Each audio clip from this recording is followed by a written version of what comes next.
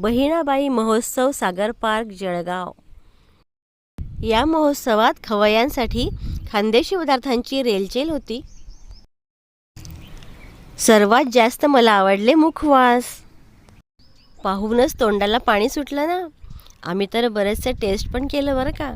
चटपटीत पदार्थ पाहून शरीरात आधीच पाचक रस तयार होतात। पचनासाठी अतिशय उपयुक्त। आल्याचं आहे का? हे आल्याचं आहे। हां, आणि ते हे सर्दी वगैरे खोकल्यासाठी चांगलं आहे। हां हां हां हे बोलपूरचा गोड आहे। हे पान शॉट आहे।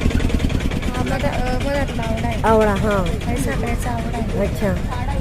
हे आलं दिसतंय मला। नाही, हे गोड कैरी आहे। कैरी आहे का? अच्छा ओके। आणि तिखट आहे।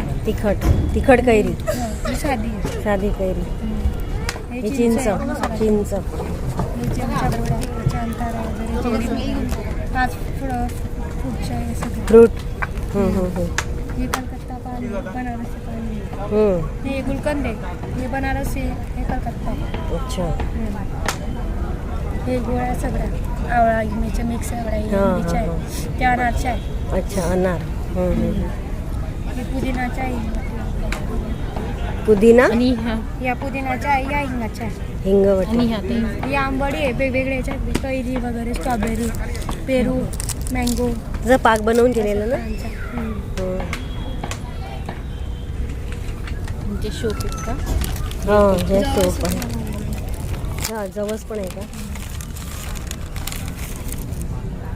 इसमें टेस्ट करना इसमें कौन सा? ये वाला